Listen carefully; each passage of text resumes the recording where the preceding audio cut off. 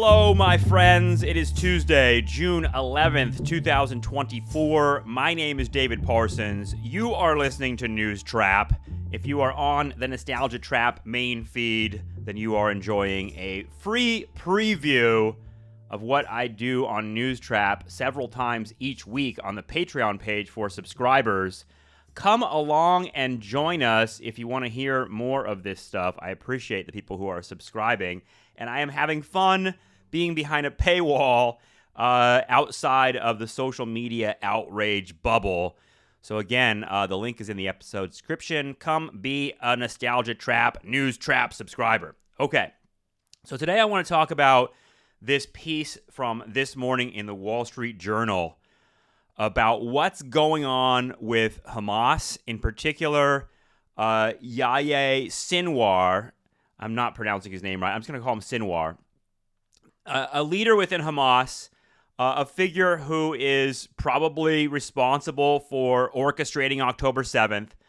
He offers, this Wall Street Journal piece, by the way, is like claiming to intercept his text messages. So these text messages tell a particular story, and I thought it'd be worth it to get into the details of not just the text, but just sort of the larger arc of what's going on with Hamas and the context of the Israel-Gaza war, because it's important to understand like what is actually happening over there and how us as Americans and ostensibly anti-war people, peace people, people on the left, how do you even approach figuring out what position to take, who to support, what's right and what's wrong? I don't have answers for any of that.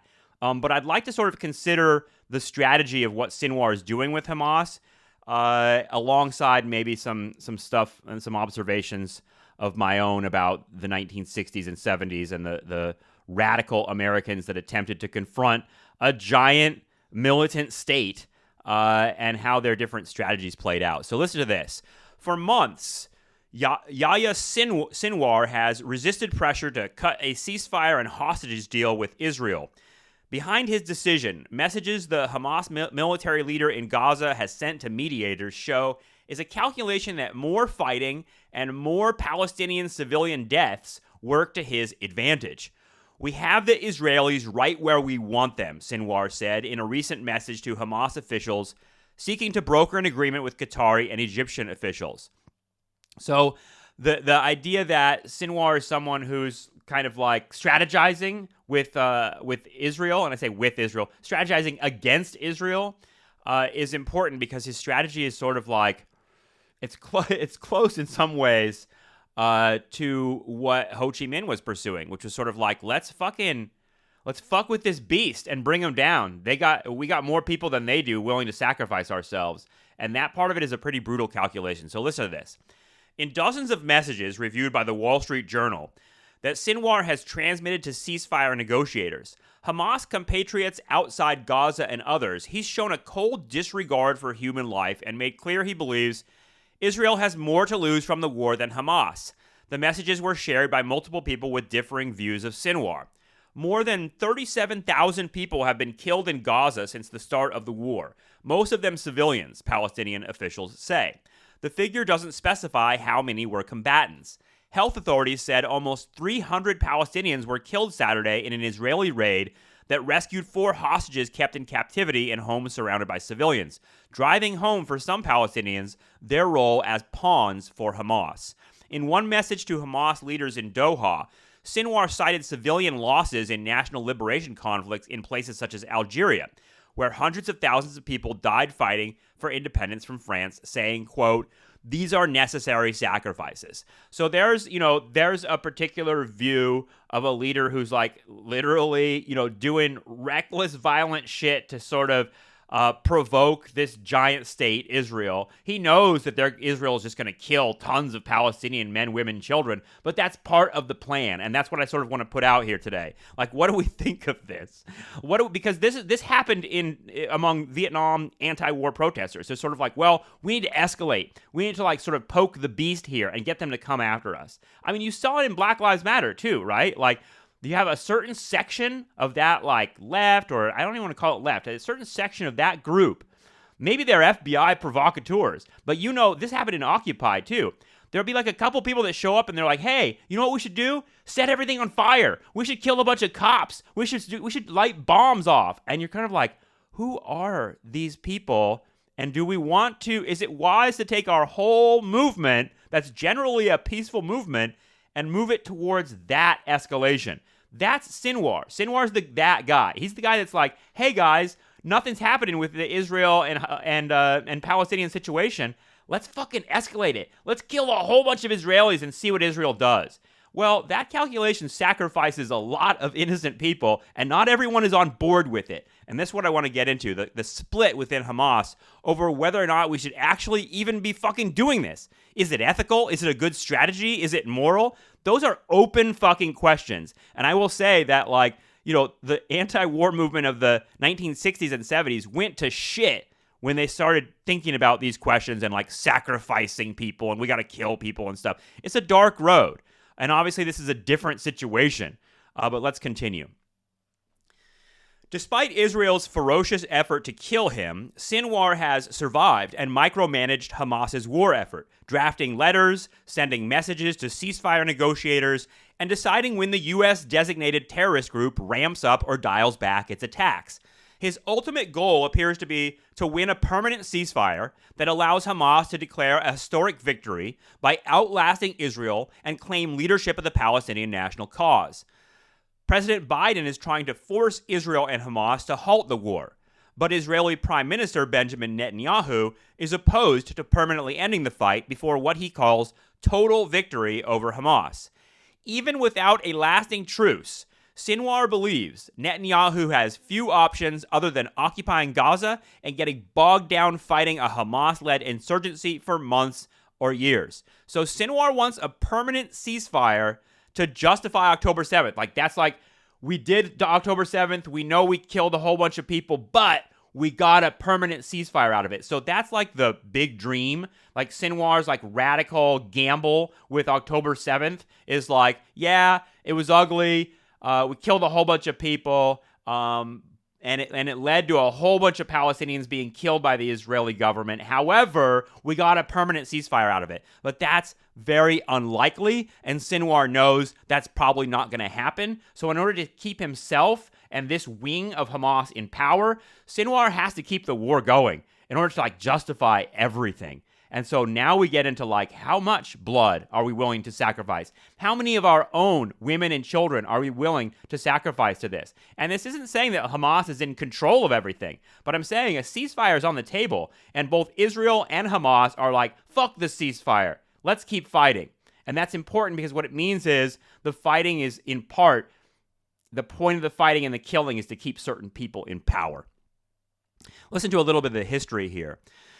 Sinwar joined the movement that eventually became Hamas in the 80s, becoming close to founder Sheikh Ahmed Yassin and setting up an internal security police that hunted and killed suspected informants, according to the transcript of his confession to Israeli interrogators in 1988. So this sets up, like, Sinwar's backstory, which is he was basically an enforcer, the kind of guy that you would see in, like, a communist dictatorship that's just, like, purging all the people who aren't loyal enough to the leadership. And that's how he got himself in prison. So Sinwar was essentially the guy who rounded up, tortured, and killed collaborators with the Palestinian Authority, the more moderate group, political group in Palestine that eventually gets wiped out and taken over by Hamas about 10 years ago. But that process was an ugly process. And Sinwar went to prison in 1988 for his role in hunting down and killing all of these suspected informants and collaborators. But let's flash forward. When he became leader of Hamas in Gaza in 2017, violence was a constant in his repertoire. Hamas had wrested control of Gaza from the Palestinian Authority in a bloody conflict a decade earlier. And while Sinwar moved early in his tenure to reconcile Hamas with other Palestinian factions, he warned that he would, quote, break the neck of anyone who stood in the way. In 2018, Sinwar supported weekly protests at the fence between Gaza and Israeli territory. Fearful of a breach in the barrier, the Israeli military fired on Palestinians and agitators who came too close. It was all part of the plan. So again, it's important to recognize Hamas is not one thing. It's split, and there are internal enemies, and there are purges going on of people who are not allegedly loyal enough. It does remind me of Ho Chi Minh, actually, as they're gearing up to fight the French and then eventually fight the United States. Ho Chi Minh is purging the people he considers disloyal, he considers not really with the plan. He even ends up having some of his best friends tortured and killed. And this is all in my Vietnam series on Patreon, another reason to subscribe. Even at one point, Ho Chi Minh shows up at the funeral of one of his best friends that he had murdered. And he says basically like, look, he was a good guy, one of my best friends, but all of those who do not follow the path that I've laid down will be crushed. So you can look at that. I know a lot of leftists jack off to that kind of shit. They're like, yeah, fuck yeah. But like, it's intense. And what it means is the organization is kind of based on the whim of a personality who is consolidating power through violence. And that's what's happening in Hamas in Gaza with this Sinwar dude. And it gets even crazier than that. We have to hear how October 7th figures into this. So this is the unbelievable sort of phrase from Sinwar. He says, quote, "We make the headlines only with blood," Sinwar said in an interview at the time with an Italian journalist. No blood, no news. So it doesn't get more nostalgia trap than that in the things we've talked about over the years. The kind of like, I think we did a show years ago that said, you only love me when I'm dying. The kind of idea that virality or going viral requires violence, requires blood. We need to kill in order to get in the news. So Sinwar He's with us with that. He understands the media landscape. He understands that in order to break through and puncture through the reality, you got to kill a whole bunch of people or nobody gives a fuck. And actually, as we found out, you can kill a whole bunch of people and nobody gives a fuck as long as it's in a region like Africa that nobody cares about. It doesn't include white people. I mean, look how much attention is on Gaza right now as opposed to other places in the world where very similar things are happening. Sinwar seems like he understands those kind of reptilian calculations. Like, look, this is what people care about. We're going to have to sacrifice lots of people. Lots of people are going to die. That is the core logic. The core logic is we make the headlines only with blood. No blood, no news. I'll just, that's our phrase over here. No blood, no news trap. I'll put it that way. All right. In 2021, reconciliation talks between Hamas and Palestinian factions appear to be progressing toward legislative and presidential elections for the Palestinian Authority, the first in 15 years. But at the last moment, Palestinian Authority President Mahmoud Abbas canceled polls. With the political track closed, Sinwar, days later, turned to bloodshed to change the status quo, firing rockets on Jerusalem amid tensions between Israelis and Palestinians in the city. The ensuing 11-day conflict killed 242 Palestinians and 12 people in Israel. Israeli airstrikes caused such damage that Israeli officials believe Sinwar would be deterred from again attacking Israelis. But the opposite happened. Israeli officials now believe Sinwar then began planning the October 7th attacks. One aim was to end the paralysis in resolving the Israeli-Palestinian conflict and revive its global diplomatic importance, said Arab and Hamas officials familiar with Sinwar's thinking. So there you go. There's the plan. There's the strategy. It happened in 2021. They were about to kind of move towards a more moderate position. And Sinwar took the opportunity to, quote, change the status quo. Fired some rockets at Jerusalem. The result is, of course, Israel responds, kills 242 Palestinians. And this guy Sinwar is like, that we got to sacrifice those guys. Sorry, we had to sacrifice them. So all those bloody babies you see on fucking TikTok, that's partly Sinwar being like, that's what we got to do. We got to poke the beast, get them to kill the babies, and then put the babies on TikTok, and then maybe the world will care. So if you're down with that strategy, fine. I don't know if I sign off on that. That's nutso shit. And I know only a small wing of the American left, the kind of campus protesters, are so down with Hamas that they just love all this shit. The people that write articles that say oh, it was exhilarating watching all these parachutists come down and fucking kill all the Israelis at the festival.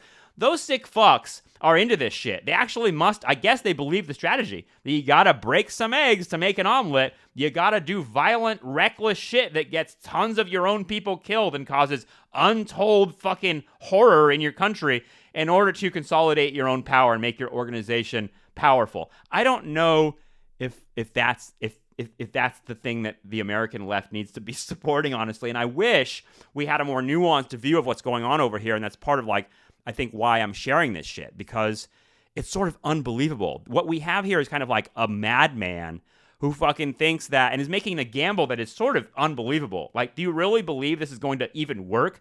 Even if you can get past all the moral shit of, like, being like, I'm going to sacrifice my population to, like, make a change in this thing that hasn't changed for decades. I get that. But the strategy, like, strategically, is this going to work? Or are we just going to continue to go down the path of blood? Because we know that Israel is more than ready to keep killing and keep providing those dead babies on TikTok. Okay, let's continue here. Though Sinwar planned and green-lighted the October 7th attacks, early messages to ceasefire negotiators show he seems surprised by the brutality of Hamas's armed wing and other Palestinians, and how easily they committed civilian atrocities. Things went out of control, Sinwar said in one of his messages, referring to gangs taking civilian women and children as hostages. People got caught up in this, and that shouldn't have happened. Wow. So when you start a riot, you can't control it. And that's what Sinwar's like now, like looking at October 7th, seeing that, like, the Hamas dudes and the fucking dudes that went over there, they went fucking nuts. They did all sorts of nasty shit. I won't go into the details of it because even the details are up for grabs, apparently. But not to Sinwar. Sinwar's looking at that. He's not being like, oh, did the rapes actually happen? He's not saying that. He's actually looking at that and being like, I started this and I'm horrified by the rapes. Fuck. Are we doing the right thing there? I think that's really interesting. Like, Sinwar, while October 7th is happening, is like, we're going a little too far here. Maybe we shouldn't do this. So this became a talking point for Hamas to explain away the October 7th civilian toll. Early in the war, Sinwar focused on using the hostages as a bargaining chip to delay an Israeli ground operation in Gaza. A day after Israeli soldiers entered the Strip, Sinwar said Hamas was ready for an immediate deal to exchange its hostages for the release of all Palestinian prisoners held in Israel. So amazing. A couple days after doing October 7th, Sinwar's like, all right, dude, let's deal, actually. We don't actually want a war. We don't actually want to fight these people. Because he didn't anticipate, which is crazy, that Israel actually was going to just enter right into Gaza after October 7th. Listen to this. Sinwar had misread how Israel would react to October 7th. Netanyahu declared Israel was going to destroy Hamas, said the only way to force the group to release hostages was through military pressure. So Sinwar does not deny the horror. He actually, interestingly, has a softer narrative than the, like, campus signs that say settlers aren't civilians. He actually was like, whoa, I don't know if we should be killing people at a music festival, bro. I mean, I started this, but I think that this is, like, maybe a little too far. So that's really interesting. Like, the the campus leftists are more militant than Sinwar here, because he's, like, thinking, is this going to work? And I mean, how could he not, honestly? Like, even if you're, like, a cold-hearted reptile fucking militant strategist like this guy, and you're like, okay, you're okay with killing lots of people and getting people killed, it's sort of amazing that he's, like, looking at this and thinking, is this the right thing? So here's some more. Sinwar appears also to have misinterpreted the support that Iran and Lebanese militia Hezbollah were willing to offer. When Hamas official chief Haniyeh and deputy Saleh al-Arori traveled to Tehran in November for a meeting with Iranian Supreme Leader Ayatollah al-Khamenei, they were told that Tehran backed Hamas but wouldn't be entering the conflict. He was partly misled by them and partly misled himself, says Ehud Yari, an Israeli commentator who has known Sinwar since his days in prison. He was extremely disappointed. So, dude, this tells you a little bit of, like, the hubris and the fucking miscalculation. Sinwar was like, we're going to do this, Israel's going to attack us, and then we're going to go to Hezbollah and Egypt, and we're going to go to Iran, and they're going to support us because we're Arabs, and they're going to all come together to support the Palestinians in their fight against Israel. And Iran's like, and Hezbollah's like, I don't know about that. And now Sinwar's like, fuck, like, we got to go it alone? What do we do now? So listen, Hamas is now starting to sweat. This is in November, just a month after October 7th. Hamas is like, fuck Sinwar, what did you do, bro? Here you go. By November, Hamas's political leadership privately began distancing themselves from Sinwar, saying he launched the October 7th attacks without telling them. Arab officials who spoke to Hamas said. At the end of November, Israel and Hamas agreed to a ceasefire and the release of some hostages held by the militants, but the deal collapsed after a week. As Israel's army quickly dismantled Hamas's military structures, the group's political leadership began meeting other Palestinian factions in early December to discuss reconciliation and a post-war plan. Sinwar wasn't consulted. Sinwar, in a message sent to political leaders, blasted the end around as shameful and outrageous. As long as fighters are still standing and we've not lost the war, such contacts should be immediately terminated, he said. We have the capabilities to continue fighting for months. So there you go. In November, Hamas, the rest of the organization is like, bro, we can't just keep fighting. We're going to get fucking slaughtered. Hundreds of thousands of us are going to die. We need to talk to Israel. We need to get to the table. And Sinwar's like, fuck that. Let's keep fighting for months. So Sinwar wants war, and he partly, it seems, wants war just to fucking enforce his own strategy and vision, which isn't even fucking working, and he was wrong about the calculation in the first place. He thought the whole world was going to join up and fight Israel. But that's not happening. The rest of Hamas is like, Sinwar, bro, let's fucking go to the table. And he's like, fuck that. Let's kill some more people. That's fucking reckless and insane, honestly. And we need to hear exactly why. Why is this? What is this guy's thinking? Why is he thinking we need to continue fucking fighting Israel? Sinwar's messages, meanwhile, indicate he's willing to die in the fighting. In a recent message to allies, the Hamas leader likened the war to a 7th century battle in Karbala, Iraq, where the grandson of the Prophet Muhammad was controversially slain. Quote, "We have to move forward on the same path we started," Sinwar wrote, "or let it be a new Karbala." So, that is consistent with the Haaretz piece that I shared about a month ago on the sort of vision of Sinwar as a guy who is lost in the sauce. He thinks he's a prophet. He's living in a spiritual and religious nostalgia trap, literally thinking of himself as like a prophet from the 7th century in Karbala, and we're just going to keep doing it. To me, like, we've seen that kind of like megalomania in leaders again and again and again. It's nothing new. But Sinwar is on a kind of end game. And when I was reading all of this stuff this morning, and I urged you to read it, I'll put the link in the episode description, I'm thinking so much about sort of how this fits into a larger strategy of creating peace in the Middle East, because that's like, ultimately, when I'm like, thinking about campus protesters and activists in America, I'm thinking about sort of, well, what do we do? And what is our position on this? Because ultimately, like, the Israel-Palestine conflict was and remains an entryway for especially young people in America to understand global politics, to understand the left and the right, to understand a lot of stuff. And so this moment since October 7th, where you have, I think, more young people in America than ever before, all at once, sort of getting into the Israel-Gaza epic story, this kind of detail is being lost. This kind of detail of like Hamas as a really deeply complicated and split organization, and this guy Sinwar as an important agent of destruction with all of that. I think we need to think hard about sort of what the strategy is and what our own position is towards it, and I'll leave it at that. I thank you for listening to News Trap. I appreciate everyone who's subscribing and leaving comments and joining the conversation, and we'll talk to you again tomorrow. Bye-bye.